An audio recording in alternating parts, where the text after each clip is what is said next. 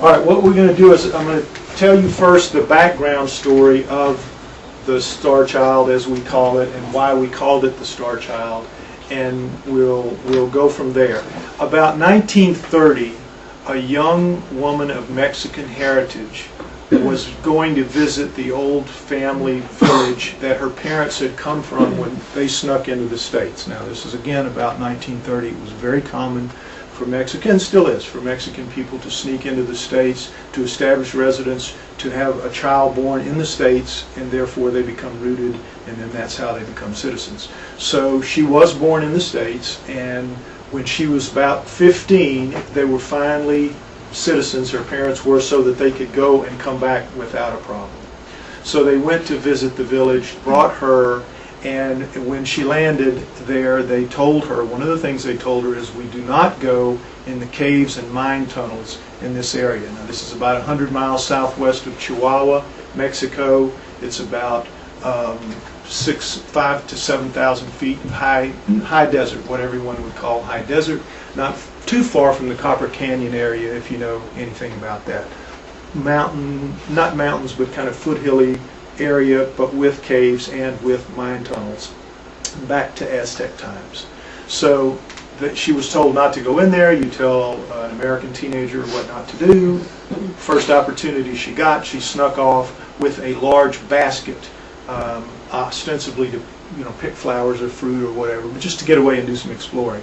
She went into a mine tunnel and says that in the rear of it, far enough into where there was still enough light for her to see what she was looking at, she saw a human skeleton lying on its back on the dirt, which of course surprised her, but at that time, 1930, it's not odd to have seen skeletons of animals and everything else in the area where she came from. So she got up on it, and as she got closer, she noticed what she called a misshapen hand, bony hand, wrapped around the upper arm of the human skeleton lying on its back on the dirt, and the arm was coming up out of the dirt.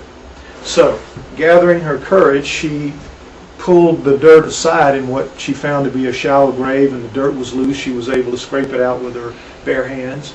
And of course, if you're buried in a mine tunnel, you're not going to get rain, you're not going to get compaction, so she would be able to do that after any length of time, really. So she did, and she found what she called a smaller skeleton, and it was a misshapen body. Now, if it's any degree misshapen like the head, the hand, and the body, we can understand that it was rather misshapen. But misshapen is the only word that we have that she said relative to the rest of the body. She recovered both full skeletons, both of them, but she knew she had done wrong. She was just compelled to do it. She thought it was interesting and fascinating as any kid would, but she didn't know what to do with them. So she put them behind a big tree near where the village was, and she was going to think about, what do I do here? How do I solve this problem? The next day, torrential rains began, and it rained for 3 days. By the time she was able to get back to the place where she had put the bones, they were all washed away in a torrent that had gone down the ravine that the tree was growing from. So she went walking downstream, and she found the 2 skulls hung up on bushes, but that's all she found. And this one had lost part of its face, and the piece of maxilla that we have was barely attached, and so that's how it was recovered. She put that in her baggage, easier to hide than the old skeletons. She snuck them back into the States. She kept them for her whole life, and then in the early 90s, just put them in a cardboard box in her garage, and that was it. Didn't do anything with them at all ever, other than just keep them as a souvenir or whatever. So as she was nearing death in the early 90s, she had made some friends, and she asked those friends to take the skulls over from her when she died, like you would seek a home for pets if you knew you were dying. And so she did. That couple took the skulls, the cardboard box, and just transferred them from her garage to their garage. And so the wife, over the course of 5 years, became uneasy with 2 skulls in a cardboard box in their garage, and she asked the husband to get rid of them if he could. So he knew a younger couple that were interested in UFO things, and they all recognized that this skull was unusual looking, and who knew, it might have some UFO significance. They invited that younger couple over, showed them the skulls, told them the story, and said, we would like you to just take them and do whatever with. And so they did that. The younger couple took them and are now the owners of the skull. And so they then began a search for somebody that would be able to find what this is from a scientific standpoint, because they knew that it just looks like the general outline parameters of a skull that would fit inside the head of a gray alien. If you all know what the standard gray is supposed to look like, the heart-shaped face, the bulging parietals, the dent in the top of the head, the very small narrow face, the very thin little neck. It's got all the hallmarks just to kind of look at it that you would expect. So they contacted me because of the work that I was doing at that time on human origins, asked me how long I thought it would take to get some answers. I said, well, with something this unusual, this fascinating, and this important, it's hard for me to imagine it would take more than 6 months to get scientists interested in it and get all the answers that we need. And here we are, pushing up on 6 years later. It has not been easy to get anybody really interested in doing anything about this. It's been a real amazing adventure into the world of mainstream restrictions on thought and on exploration. It's really been amazing. So that's the story of the provenance, what scientists call the provenance of the skull. That's a problem because we can't prove any of this quite yet, because the woman who gave it didn't really want to be involved in this, obviously, and her husband didn't after she died. The couple that gave it to the younger couple, they didn't want to be involved in it. So the backstory is a little bit iffy at this point. Not that we can't research and go back and find this place, but it would take a little money, hire a private investigator, it would take some work to do it. But we could do it, and I've always felt like if we have a need to do it, we will be able to do it. But for now, we're just going to go with the story and accept it and believe it, because we have now had the two skulls dated, and they both independently, different labs, 4 years apart, date out at 900 years before present, plus or minus 40 years, which means that the story is almost certainly true, that the two skulls are contemporaneous perfectly as far as carbon-14 dating goes. So that's pretty cool, and we're very satisfied that that story is probably true.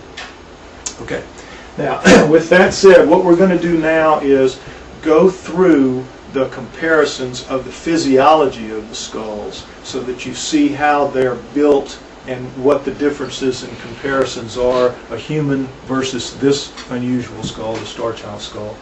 And then we're going to look at some of the recent science we've been doing that really up the ante as far as what we've suspected about it for a very long time. Okay, next slide.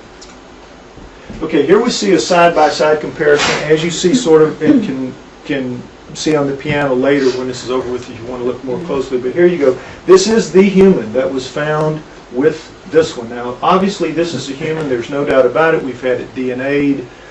Human, no problem. This is a true bone skull. No doubt about that. Not a monkey, not an animal of any other kind, a true human-like bone skull.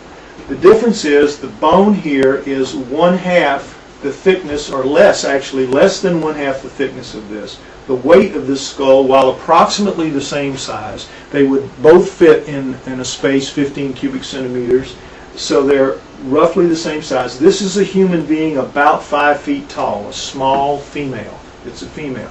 Small female. This is a skull about the same size, or an average like 12-year-old or a small human. Not quite our size. So they very well match up. Now next slide, you'll see that if you put a line so that their eyes are, the top of the eyes are set up the same, you see the differences in the size of the occipital orbits, and particularly the eye sockets. And you see that this is extremely shallow relative to this. It's hard to tell depth straight on like this, but you can see with that skull. But if I were to stick my finger in here, as I've done many times, it goes that deep, 2 full inches. That's everybody's eye sockets are that way. Our eyeballs are amazingly big. You stick your finger in here, it goes about right there. at its greatest depth. Very, very shallow. Also, you see the foramens have been shoved down about 1/2 an inch relative to these. And so what you would get if you have an eyeball in this, as we assume that it would have to be smaller, and the eyeballs would be sitting down here rather than up where they normally are. So you've got some strange things beginning right there. You do have the optic openings for the optic nerves right there, and the foramens for the vessels and blood vessels and nerves that feed and control and make it move. Ironically, though it doesn't look quite like it, this distance right here is the same as this distance right here. So they are the same apart as far as the midline, the middle goes, but they're not the same out here. As you can see, there's great reduction and great squeezing downward relative to this, and a foreshortening as well. Okay, now also too, what we're going to see is that the parts of this are the same as the parts of this, but they've been reconfigured and reconstituted. The bone itself has been reconstituted, and all the parts have been reconfigured. And one of the first ones we're going to look at is the chewing muscles. You see this line right here? It goes up. You'd be surprised how high your chewing muscles attach up the side of your skull. And this shows it right here. The chewing muscles come from down here through the zygomatic arch right up through there. All right. With this one, with the Starchild, this area of staining just about covers it. It ends right there. So there's a tremendous reduction in the chewing muscles and where they're attached. It has them, but they're much smaller, and it indicates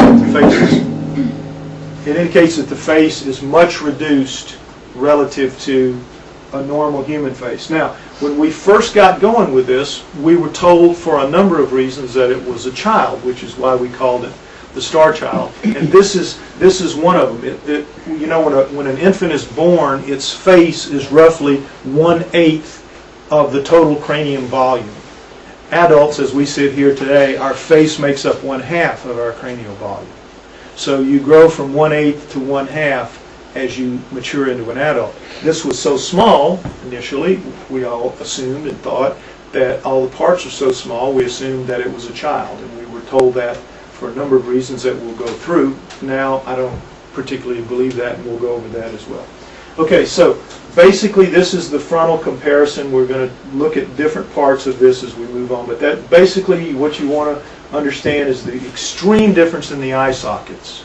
Extreme difference. Oh, and also too, it's important to add, there is absolutely perfect symmetry in the surfaces here of these two depressions. As there is here, but not as much. There's symmetry, but it isn't really perfect. There are unevennesses about it. But that's normal. This is really more symmetrical in its design than typical human skulls. It's astonishingly symmetrical. When you stick your fingers in here, you feel little dents. You can do it on the copy there and feel it for yourself. You'll feel little dents, little rises, little dents, and those little dents are where the muscles attach that control the eyes, and it's one of the reasons that we believe it did have eyes.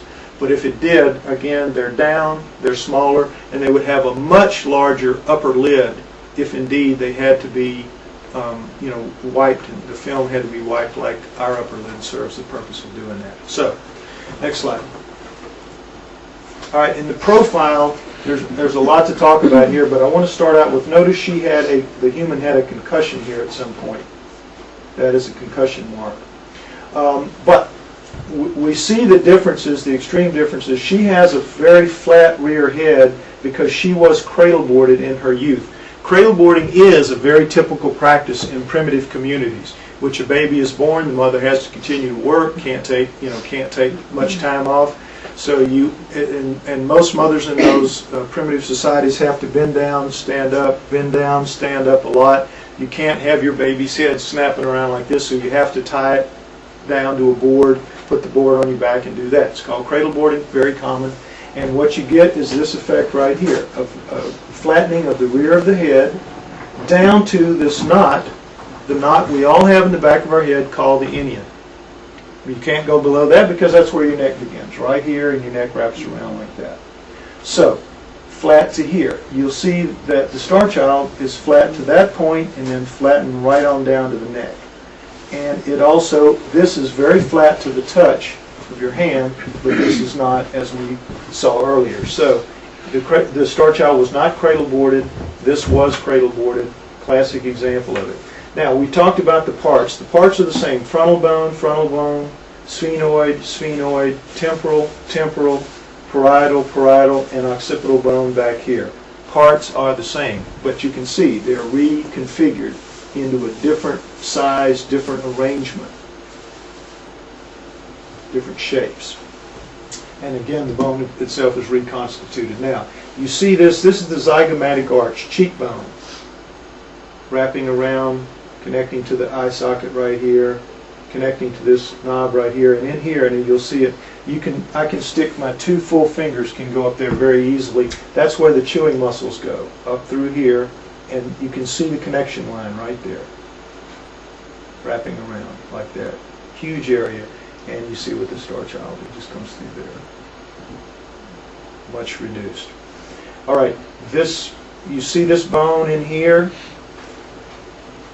That's that there. People say, what's that flipper thing? Well, it's just, it braces your face out so that if you take a bad lick in the face, this bone can keep it from crunching in and smashing your brain and you're dead. It's just a protective device, as far as I know, as much as anything. Now, another thing to notice is that in these parts, there's significant shifting of the neck. The neck, the foramen magnum right here, the neck goes in about right there, which is rear of center for a human being, whereas it's dead center right here for this. Now, what's interesting is that a human face is for the most part hollow. So in order to get the balance point correct with all this solid brain here, you have to move it back. But with this, there's a very small face, there are no sinuses, we're going to see in a minute, and there's more brain. There's 1,600 cubic centimeters of brain in this skull.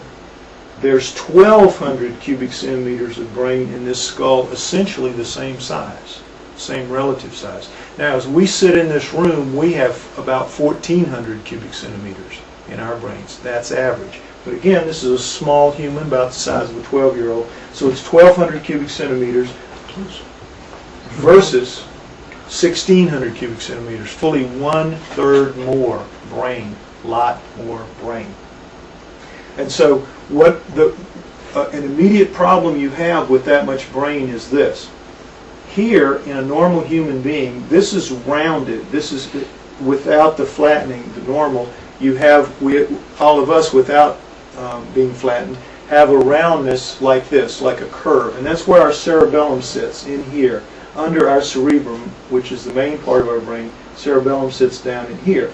And it's connected to some flanges of bone in here, called the sulcus, the sagittal and transverse sulcus, and it's not really in this. You can feel where the stumps of it was, but you don't really have it. It's not there. And the inside, this is the external occipital protuberance, or any, and there's a protuberance inside that's just as thick almost, called the internal occipital protuberance. And that too is not really here. So you've got a weird situation relative to the brain. As we sit with our cerebellum sitting here and our cerebrums on top of it, this has to last us our whole lives, with that 3 pounds of brain pressing down on our cerebellum, which is our motor function, basically, that part of our brain. So it's spread out over a pretty wide area as the brain sits on it, because over 60, 70 years, that's a lot of pressure. So you have the support structures and you have the cerebellum set apart, and it will last. But over here, as you can see, you're looking at a very pinched up area. It's up to, I've been told, about a fourth the area that you have here in a normal skull. You've got about a fourth of that, and you've got a third more brain pressing down, and you're missing the ledges of bone in there to support the cerebellum if it has a cerebellum. So you've got way more brain pressing down on a much tighter area. How did it function? How did that happen? How did that cerebellum not just get squashed? But it doesn't seem to have, because it seems to have lived on well beyond childhood. So this is one of the real mysteries for brain guys. One of them said to me after a long examination, he says, I don't know if this thing even had a cerebellum like we do, or if it did, it might be a completely different substance. Much more durable, much stronger. Okay, next slide. That's just showing that we had it, leveled up as well. And this is the rear, and you see the dramatic difference in the rear of the heads. This point right here is your standard knot at the back of your head, the inion, and this is the cradle boarding. You can see the flatness now. It covers this area right here, which is really about the size of the palm of my hand on the skull. This is drawn up, but you see this connection point right here. You see it all the way up here. It's like someone just pulled it up and straightened it out and flattened it out. All right, now this area is all neck. You can see the neck connections right here. The rough areas are where the muscles of the neck connect right through there. This one, this is where this is on this. Instead of being a knot, it's a dent, it's a fossa, it's a depression. Here is where you can see the connection of the neck muscles down here that you see up here. So it's greatly reduced. The neck of this thing is much smaller, as much as 50% less. In the same way that the chewing muscles are about 50% less, the neck is about 50% less. And remember, the neck is positioned directly under the head, so that it's lined up in the medial flexion and the flexion points for medial and lateral flexion, so that it's like a weird golf ball sitting on a golf tee, rather than a neck like we have, big neck here to hold our head up and have our face hanging off the front of it. So we also have here the ability to see that we have reductions in the mastoid processes, which are the things behind the ear. It's hard to tell, but they're much bigger. We'll get a better view of them in another slide, but I just want you to be aware that there's some significant differences on the backside here that you'll see when we flip it up to the underside. And also, most importantly, notice the difference in the crown of a human head and this one, this dent, this obvious dent that you can really notice on the skull itself, and how symmetrical that is, how well put together it is. In deformity, one of the hallmarks of standard normal deformity is asymmetry. It's ugly. It just doesn't look good. This is very good looking. And also, too, another hallmark of deformity is you get, as particularly in primitive cultures, you get one thing wrong with your face, a big hair lip or something, you might make it. You get two things wrong with your skull when you come out of the chute, you're in real trouble. You get three things wrong, and they're pretty much going to get rid of you and start over and try again. In primitive societies, this is the way it is. With this skull, absolutely everything is wrong. There's nothing that's right. There's nothing that fits the norm, and yet it lived, and for quite some time, as far as we can tell. That doesn't make sense. How could it live? How could it be so different in every absolute dimension and still live? Be allowed to live and rise on up in years. All right, next slide.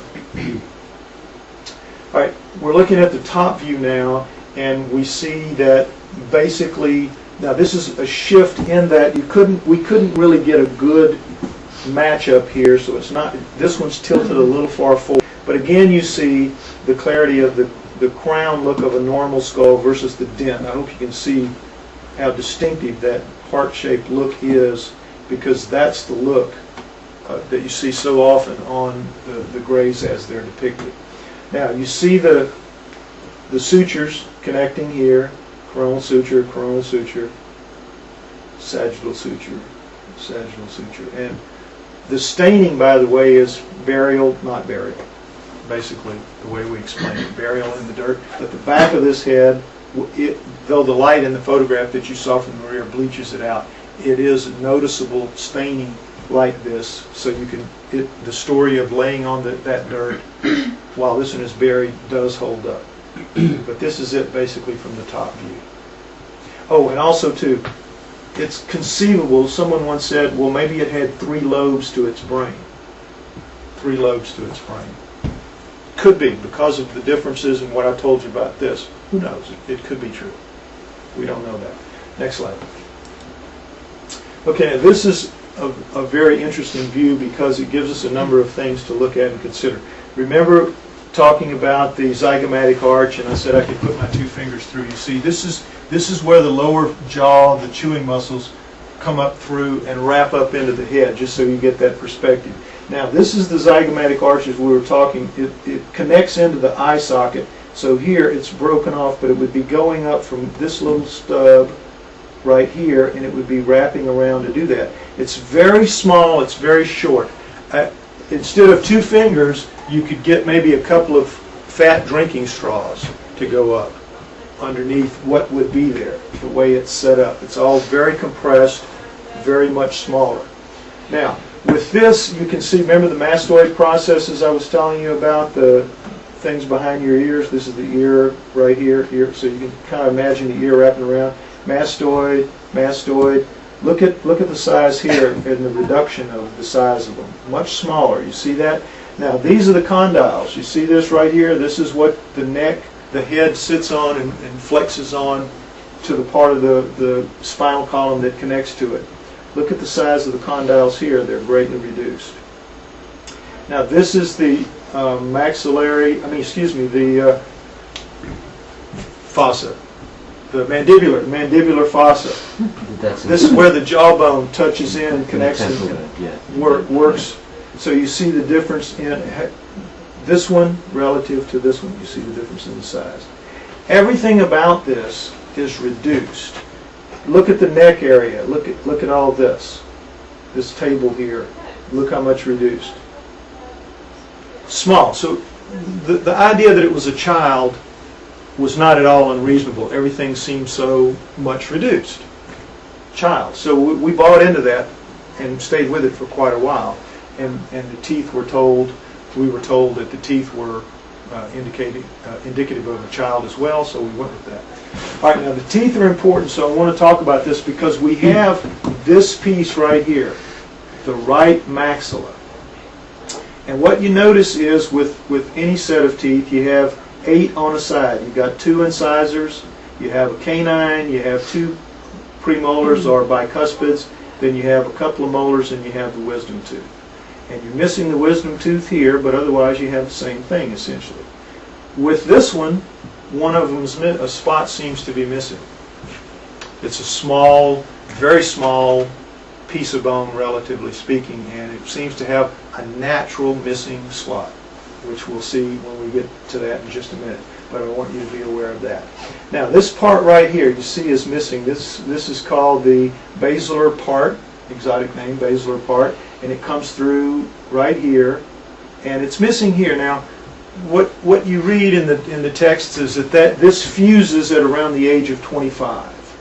So that was another reason to say, well, it must be a child because it's missing its basilar part. But it also can snap off fairly easily, and inasmuch as the face was so battered, it could have been that just bounced off or got knocked off or whatever. But anyway, it is clearly missing, but you see what it would look like. And you also see that they are essentially the same width. And in fact, we've measured it just recently again. I had measured it before. Just like the bridge of the nose, these are exactly the same across 30 centimeters. 30 millimeters. Which is average, which is standard. There's nothing unusual about this. Okay, next slide. All right, now we see an X-ray comparison of the two, and I want to talk about sinuses for a minute. You see the sinuses here in the human, pretty standard, frontal sinuses, ethmoid sinuses. The whole package here is fairly extensive, like a cauliflower sitting up there in your head. But now notice, not even a vestige. Not even a vestige. Now, what you'll hear is that when a child is born, they're small, and they are. Your sinuses do grow over time. But you see little, like raisin clumps there. You should see something. Nothing. Nothing, nothing, nothing. All brain in here, wall-to-wall brain. It's as if it's designed to pack more brain in. Reduce the eye sockets, take out the sinuses, more brain for me now, kind of thing. So notice too, if you will, for as weird as all this looks, there's kind of a, and I don't understand, it's kind of like a ghost brain in there. You see kind of how it looks? You can see the veins running because they leave tracks on the inside of the bone. Look at this. Look how weird that is. It's like a two-layer brain or something. Isn't that strange? But now the thing I like whenever I show this slide that gets people the most is check how weird the outside corner of the eyes is. You know, the grays with those weird things coming up the sides of their eyes. You know, they have those kind of weird eyes. So I mean, I don't know what it means. Can't say anything about it, but I'm just saying that it is unusual, to say the least. So, all right, next slide. All right, this is a profile shot, same thing, X-ray, and then you see again the flatness. But again, even though it looks like this, it's an artifact of the filming, because if you put your hand on it, it feels like a table. It feels like a board. It's very smooth. The human eye. Now, this one we couldn't get the same, though we tried. To balance this up, you see you have to brace something here against it. We did the best we could, but we didn't get the eyes quite close, but not exactly right on this shot. Excuse me, but it does give you a very clear picture of how amazingly different this part of it is. But notice, you see this little triangular, whatever that indentation is, you see a similar thing right here. So it gives you an idea of how far we were off in placing it up because of this being here and this not being, not being there. But the key to this, a couple of keys to this shot is, look, where we have thin bone in our temple area, and it goes out and gets thicker and thicker as it comes out, and it's thick all through here. Notice that with the Starchild, it's thin right out to the edge, all the way around. The bone is thin uniformly. And also notice that you see the veins going up, wrapping where the brain is pressing up against the bone, and you see the same thing here, indicating again no hydrocephaly where you would have water between the brain, although you could argue that there might be water in the brain, but nobody that really knows about this and studies it insists that it is. They all feel like hydrocephaly is not really a possibility. All right, next slide. All right, now this is the piece of maxilla that we've talked about, that I've talked about, and we see it here, and we see that there was another apparently tooth here, another molar, and notice how big they are relative to how small this is. Now this is really small, and it's flat. The roof, the palatine plate is what it is. Yeah, it's very flat. But here you have incisor, one, if that's a canine, that would be there. One bicuspid molar, and then a molar here, and of course we have no way to know if there would have been like a room for an eye tooth, but it looks like it's breaking off about right there. There could be more here though. There could be more, probably was.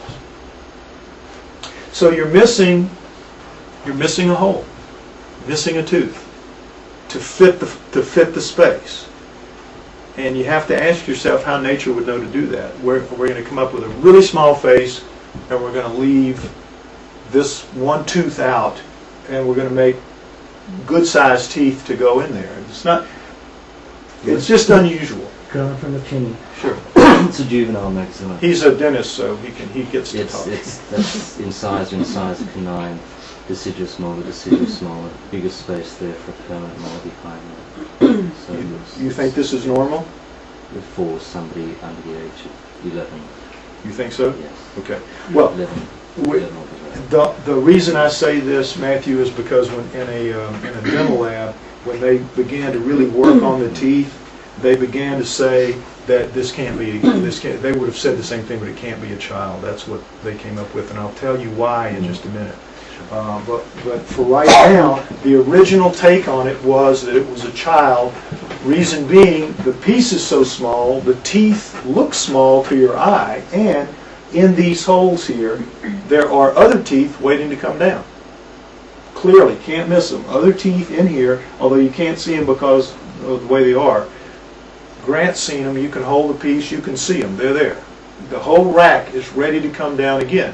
So when we had that X-ray and we saw that, we said, oh well, then that's children because it's a child because if you got teeth down and teeth up, that's a child. Everything else about it said child, so we went with that. All right, but this, by the way, is the front of it. You see this? This is the nasal opening. So it had a nose. It breathed like we would. That was the nose opening. So next slide. Now we'll see a close-up of that bicuspid. Now, when they began to really look at it carefully, under magnification like this, they began to see, as you can see, that there's considerable wear on it, and you have pitting of the enamel, and you have what's called crazing. You see this cracking along the enamel? Crazing.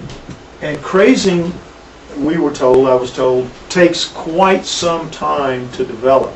And this kind of wear is hard to imagine in a child.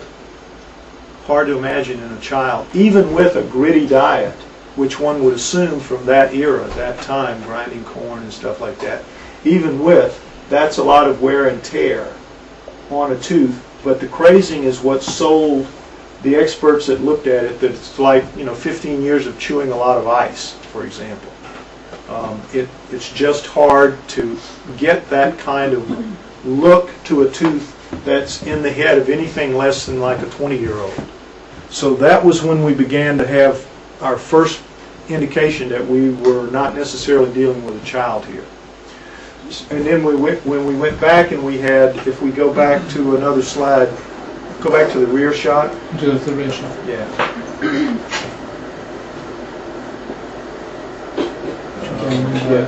Rear view, number 4. Okay, we're on number 10 now. You see this right here? These things are called Wormian bones, or islands.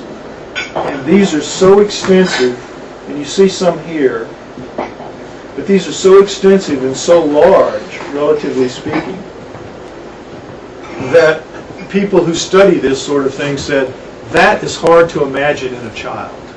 That a child would have enough time to fill in these gaps with bone, because that's what it is. As it grows, as the sutures are pulled apart, they have to fill in with little pockets of bone, and that's what happens over time, but it doesn't happen right away. So this was another strong indication that we weren't looking at a child, we were looking at something on up in years, perhaps in the 20s. Okay, so now go back to 10.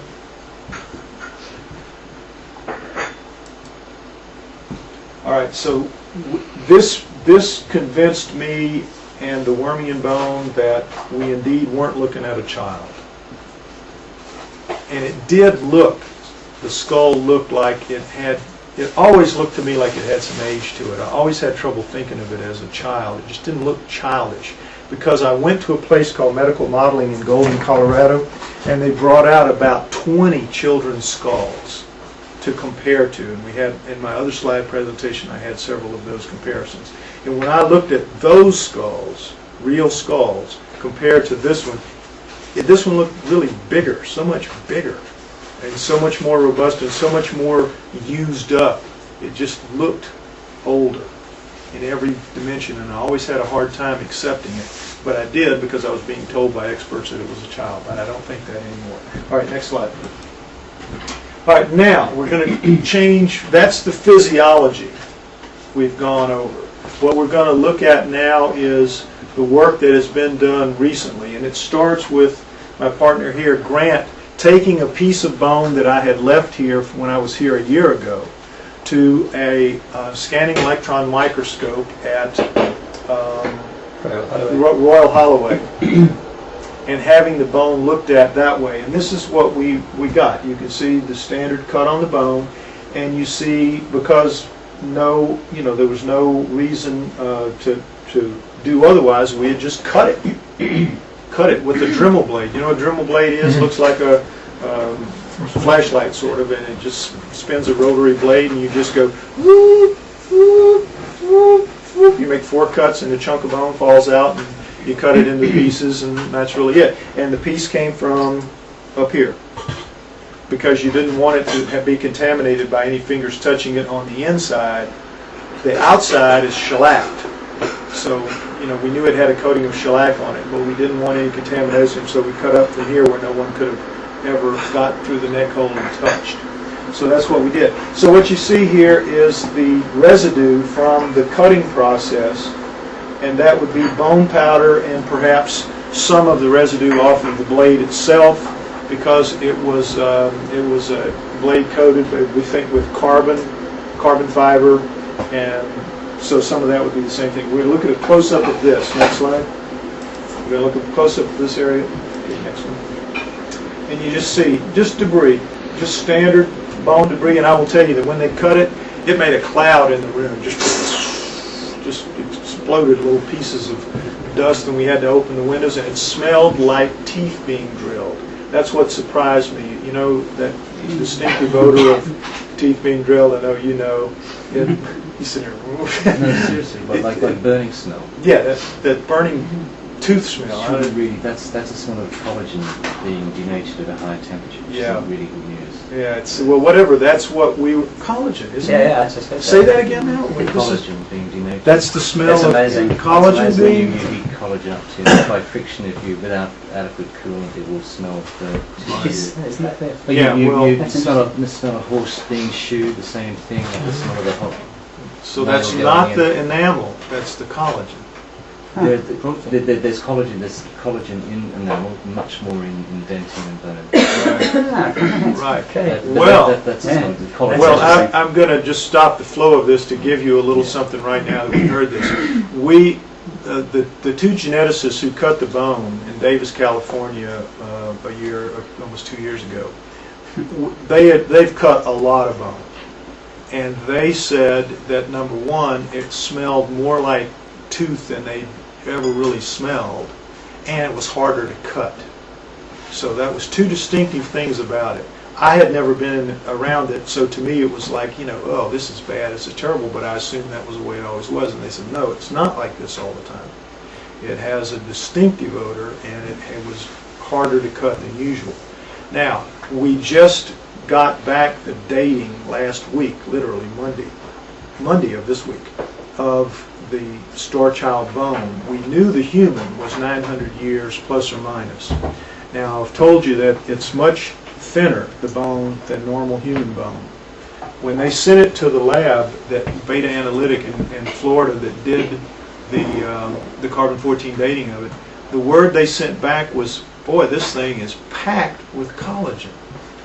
It's as if, to them, you would take a file and compress it, like the amount of collagen that should have gone in the right size of the bone had been squeezed down, and it still had that much collagen in it.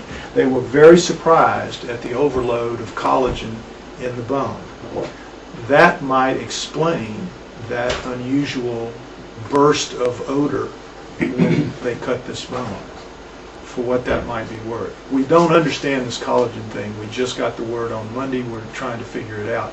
But this is an ironic verification of what they said. We'll have to try to figure out what that means. We don't know. Very well, that's worth mentioning as well, that this thing with collagen is particularly unusual given that it's 900 years old. Oh yeah, right. It should have been desiccated away. A lot of it should have just been broken down. 900 years old. That's a very good point. Thanks for mentioning that. It doesn't make sense. It doesn't make sense in a number of ways, and that's one of the ways it doesn't make sense. Okay, next slide. This is the outer surface detail with the scanning electron microscope.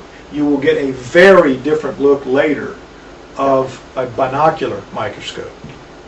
Just keep in mind, this is the way it looks under a scanning electron microscope. The outer surface of the Starchild bone, that is varnish. Actually, it's varnished. It doesn't look like it. It's going right through the varnish and getting this look to the bone. All right, next slide. This is the inside of the skull. And again, you'll get a very different look with the binocular microscope. But there you see some of the debris hanging around on it. Next slide. And here's where things began to get interesting. When we took this shot and saw this thing right here. Next, get it. And this doesn't really belong. It's a fiber of some kind, or a capillary or something. It's something that doesn't belong in normal bone. And that was the first indication that we had something unusual here when Grant was having the first series of analysis done with the scanning electron microscope. Next slide. Now we have another shot of the bone, and here we have, this is called the cancellous bone. This is cortical bone up here, top and bottom, cortical, cancellous, and this is where the marrow is. The marrow flows through those holes. And as you see the standard debris again from the cut, this is the same cut that we did in Davis about 2 years ago, but look at these things here coming out of the holes. Now this was a big surprise. Nobody knew and still doesn't know what these are. We just call them fibers. We don't know what they are. We don't know if they're bacteria. We don't know if they're fungi. We don't know if they're capillaries. We don't know if they're organic. We don't know if they're inorganic.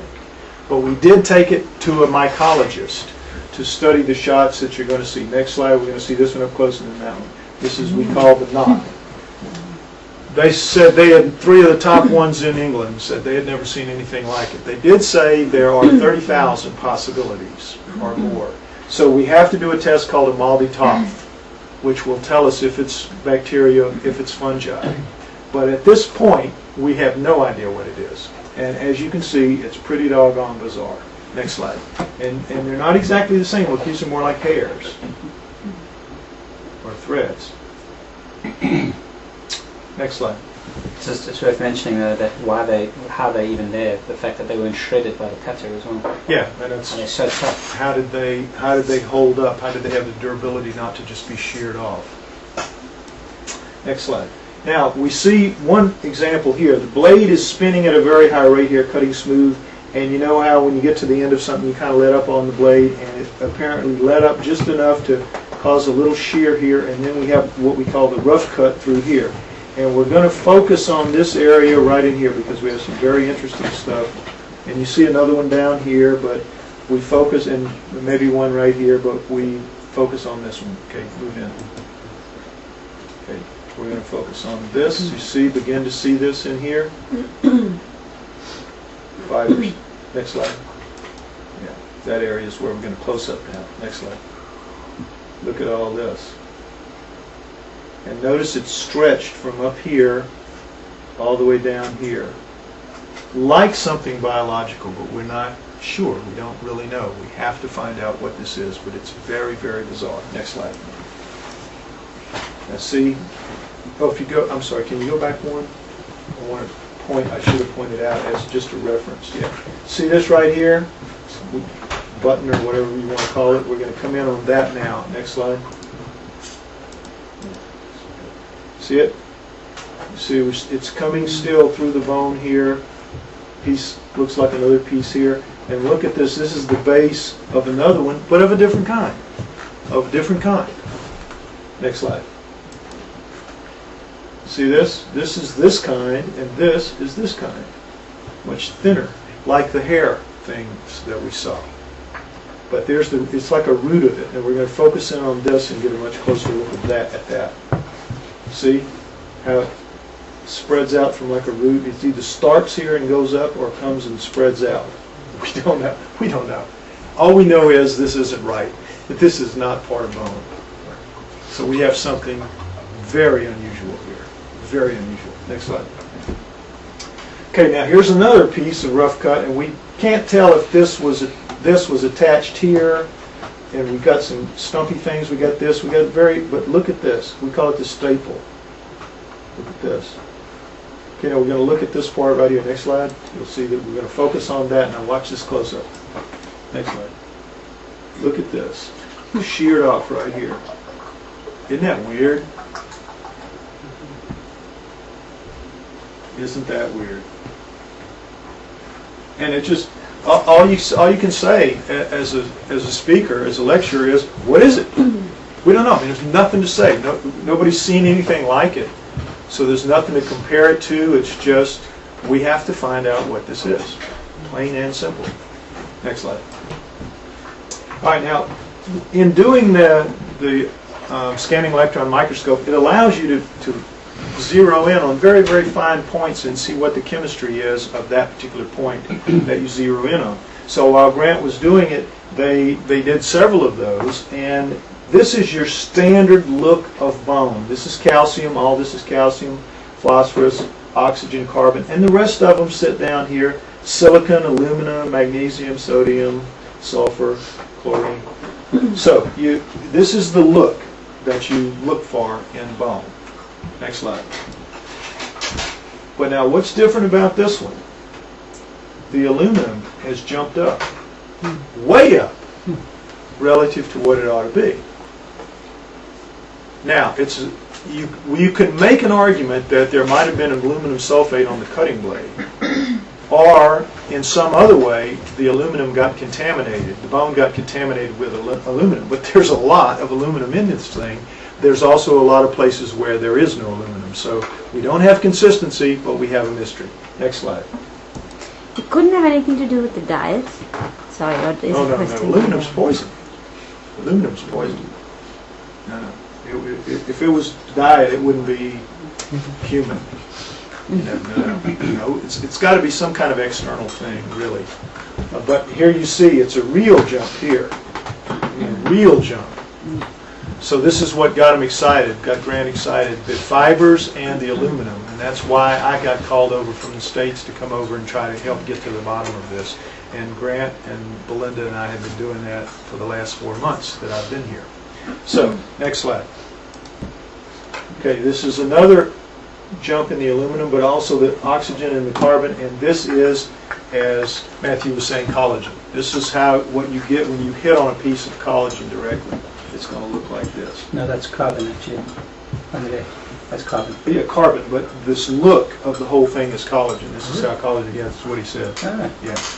The elevated oxygen and carbon is the collagen. But the bone is layered, understand. You've got bone, you've got regular calcium hydroxyapatite, which is bone, apatite bone, and then you've got collagen. But also, and you'll find this of interest, Matthew, he hit a couple of spots on it where it showed like dentin. It showed like enamel. And he said that was strange. He hadn't really seen that before. It had the signature of more like enamel than apatite bone. So for what that's worth. But it's still a mystery. It wasn't consistent. He just found it in a few places. We need to do a lot more work on the scanning electron microscope to really find out how this bone is layered out in the skull. Okay, next slide. All right, now here we're looking at the binocular. Remember the binocular microscope? That's what we've been looking at. I'm just going to stress that again. All right, again, the cortical bone, top and bottom, but you begin to see the layers here in the Starchild that you don't, it's not so much here, it's not so much in the other one, in the human one, but you do begin to see it here. Now these, again, this is a cut that we did, that I did with the owner of the skull. And in our Dremel blade, instead of using the carbon reinforcement, we used diamond. We paid the extra money, got the diamond, but and I think we got cleaner cuts, and I don't think we made as much debris, but we do, as you see, there is debris in the holes. Okay, next slide. Now this is the human. We also cut the human one, and this is the bottom right corner of the human, and you see how clean the holes are.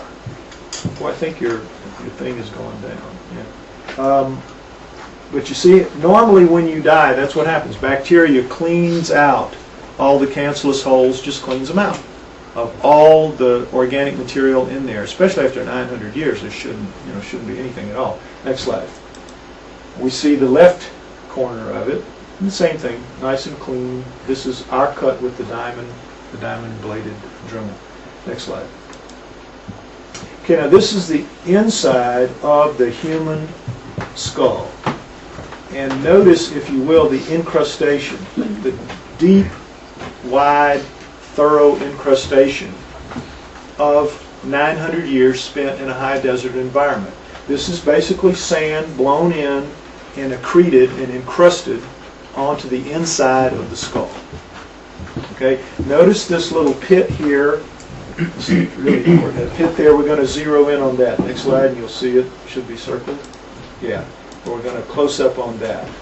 And there you can see the accretion. You can see the grit, sand. It's exactly what you would expect on a skull, exposed to the air, 900 years in that kind of environment. All right, next slide. This is the outside of the human skull under its layer of shellac, and you see these just dimples. I don't know what else to call them. It's like dimples on a golf ball, but you can see them with a magnifying glass if you look at it. I mean, it's just the way it is. And this is fairly standard.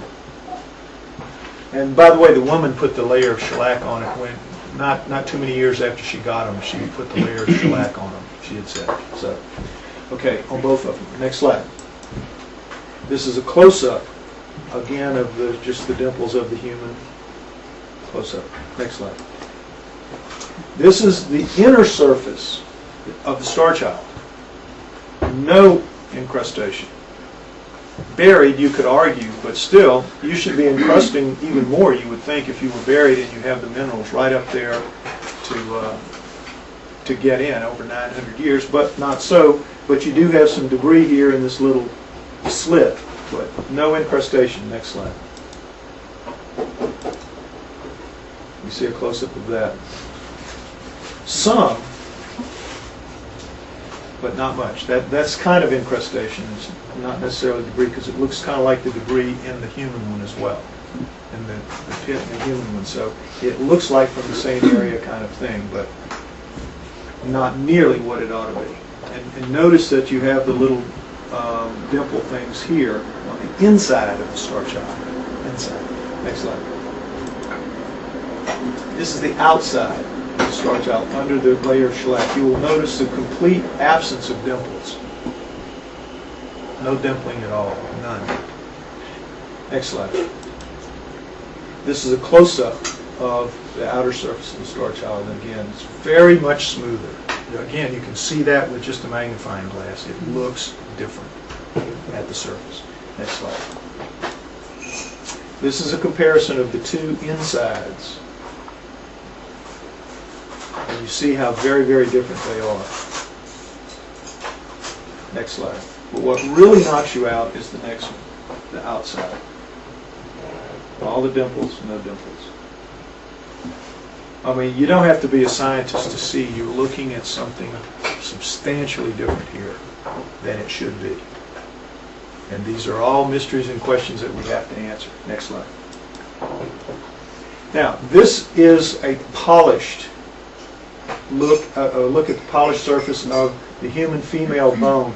Now, the way this is done is it's not cut at all. It's designed not to put any debris at all in the holes. They break it off. They take pliers and they snap it off, and then they put it on a polishing wheel and they very carefully polish it and grind it down. So you see there's just no debris. It looks like alabaster. It's beautiful. I mean, to me, this is really, and this is human bone. And this is the outside layer. Next slide, you'll see the inside layer. And you can see the layer of incrustation. And you do see some layering here, just as you see in the Starchild, where you get more layering on the bottom side than you do on the top side. But look how nice and clean everything is in the polished bone. It's beautiful. Next slide. Now, this is the same effect with the Starchild. The layering, polishing, but it isn't quite as dramatic as the human ones. You know, they did it the same way, but it didn't come out the same way. But you see also a little red tinge there. You know, you're beginning to notice something strange. Next slide. And now you see something really strange. See the layering and all this, but you see these red flecks up in here? What is wrong with this picture? 900 years, there should be nothing in there. And as you saw with the human, there is nothing. But yet, here we're looking at something. Next slide. We'll get a close-up of this area. And watch. Look at this. All we can figure at this point is desiccated marrow. desiccated marrow. Now, as Grant has pointed out, well, blood turns black at death. Why wouldn't it be darker than that? We don't know. It doesn't have to be biological. It could be mineral of some kind. But the point is, whatever it is, it shouldn't be there. So we have to try to figure out what it is. And one of the ways we're going to have to do this is the mycologists tell us that we can actually clip off pieces of those fibers and study them and see what they are chemically. In the same way, we can pick out chunks of this stuff and figure out what it is chemically, whether it's biological, mineral, whatever it is. But these are things that must be done to answer the mystery of what this skull is all about. Next slide. Now here's another look at a different look at the bone, very well backlit, so that this stuff really shows up and you begin to get a sense of how much of it there is. We're going to close up on just the whole area now next. Next slide. But look at it.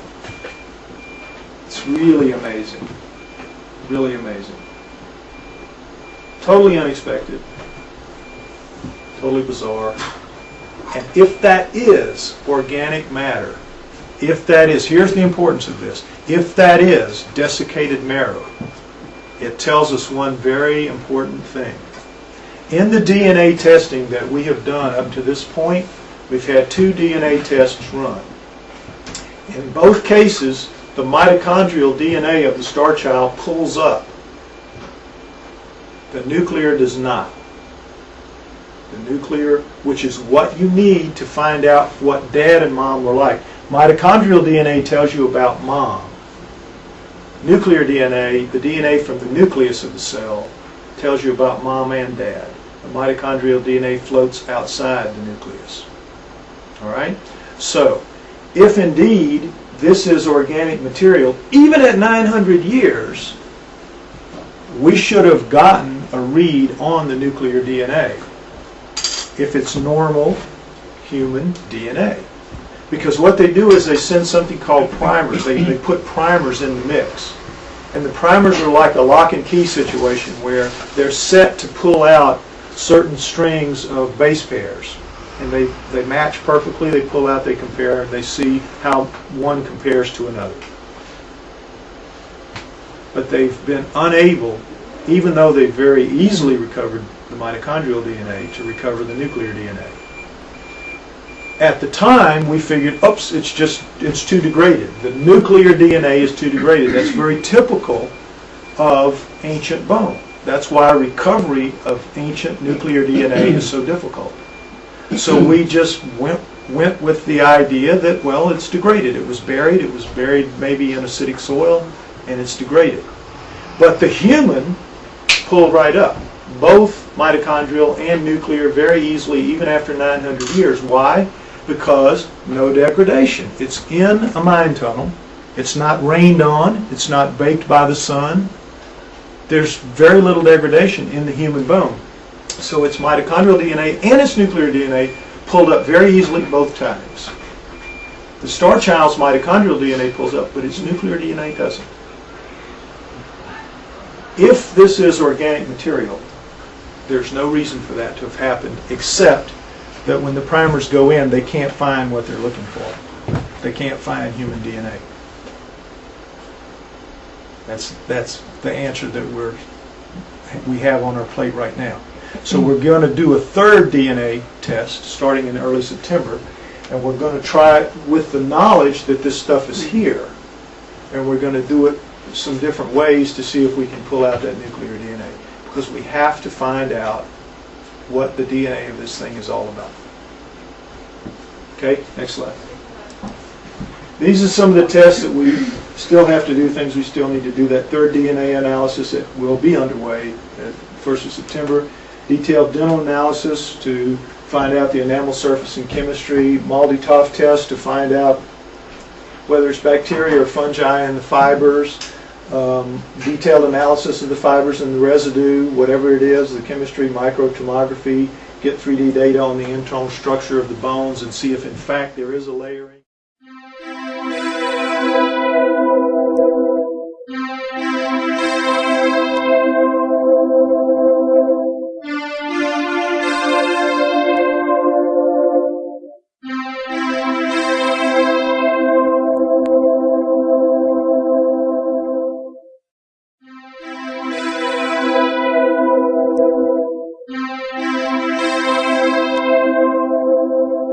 All right, what we're going to do is I'm going to tell you first the background story of the Starchild, as we call it, and why we called it the Starchild, and we'll go from there.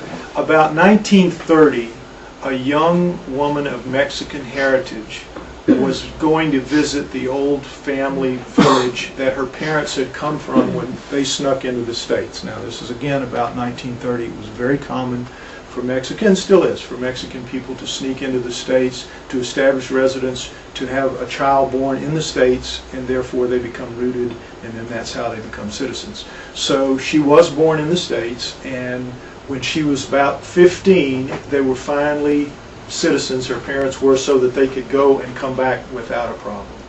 So they went to visit the village, brought her, and when she landed there, they told her, one of the things they told her is, we do not go in the caves and mine tunnels in this area. Now, this is about 100 miles southwest of Chihuahua, Mexico. It's about 5,000 to 7,000 feet high desert, what everyone would call high desert. Not too far from the Copper Canyon area, if you know anything about that. Mountain, not mountains, but kind of foothilly area, but with caves and with mine tunnels back to Aztec times.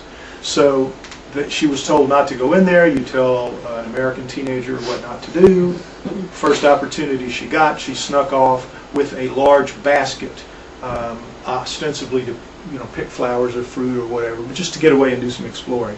She went into a mine tunnel and says that in the rear of it, far enough into where there was still enough light for her to see what she was looking at, she saw a human skeleton lying on its back on the dirt, which of course surprised her, but at that time, 1930, it's not odd to have seen skeletons of animals and everything else in the area where she came from. So she got up on it, and as she got closer, she noticed what she called a misshapen hand, bony hand, wrapped around the upper arm of the human skeleton lying on its back on the dirt. And the arm was coming up out of the dirt. So, gathering her courage, she pulled the dirt aside in what she found to be a shallow grave, and the dirt was loose. She was able to scrape it out with her bare hands. And of course, if you're buried in a mine tunnel, you're not going to get rain, you're not going to get compaction, so she would be able to do that after any length of time, really. So she did, and she found what she called a smaller skeleton, and it was a misshapen body. Now, if it's any degree misshapen like the head, the hand, and the body, we can understand that it was rather misshapen. But misshapen is the only word that we have that she said relative to the rest of the body. She recovered both full skeletons, both of them, but she knew she had done wrong. She was just compelled to do it. She thought it was interesting and fascinating as any kid would, but she didn't know what to do with them. So she put them behind a big tree near where the village was, and she was going to think about, what do I do here? How do I solve this problem? The next day, torrential rains began, and it rained for 3 days. By the time she was able to get back to the place where she had put the bones, they were all washed away in a torrent that had gone down the ravine that the tree was growing from. So she went walking downstream, and she found the 2 skulls hung up on bushes, but that's all she found. And this one had lost part of its face, and the piece of maxilla that we have was barely attached, and so that's how it was recovered. She put that in her baggage, easier to hide than the old skeletons. She snuck them back into the state. She kept them for her whole life, and then in the early 90s, just put them in a cardboard box in her garage, and that was it. Didn't do anything with them at all ever, other than just keep them as a souvenir or whatever. So as she was nearing death in the early 90s, she had made some friends, and she asked those friends to take the skulls over from her when she died, like you would seek a home for pets if you knew you were dying. And so she did. That couple took the skulls, the cardboard box, and just transferred them from her garage to their garage. And so the wife, over the course of 5 years, became uneasy with 2 skulls in a cardboard box in their garage, and she asked the husband to get rid of them if he could. So he knew a younger couple that were interested in UFO things, and they all recognized that this skull was unusual looking, and who knew, it might have some UFO significance. They invited that younger couple over, showed them the skulls, told them the story, and said, we would like you to just take them and do whatever with them. And so they did that. The younger couple took them and are now the owners of the skull.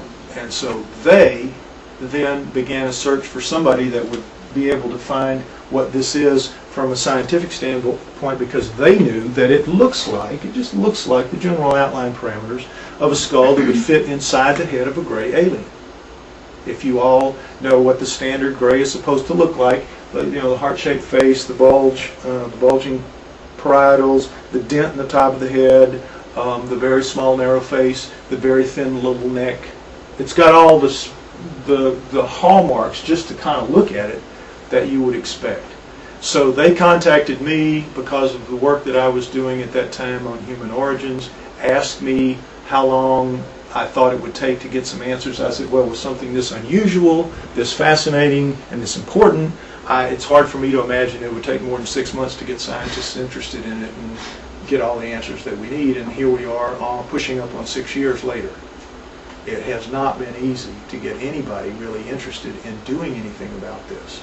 It's been a real amazing adventure into the world of mainstream restrictions on thought and on exploration. It's really been amazing. So, that's the story of the provenance, what scientists call the provenance of the skull. That's a problem because we can't prove any of this quite yet, because the woman who gave it didn't really want to be involved in this, obviously, and her husband didn't after she died. The couple that gave it to the younger couple, they didn't want to be involved in it. So the backstory is a little bit iffy at this point. Not that we can't research and go back and find this place, but it'd take a little money, hire a private investigator, it would take some work to do it. But we could do it, and I've always felt like if we have a need to do it, we will be able to do it. But for now, we're just going to go with the story and accept it and believe it, because we have now had the two skulls dated, and they both, independently, different labs, 4 years apart, date out at 900 years before present, plus or minus 40 years, which means that the story is almost certainly true, that the two skulls are contemporaneous perfectly as far as carbon-14 dating goes. So that's pretty cool, and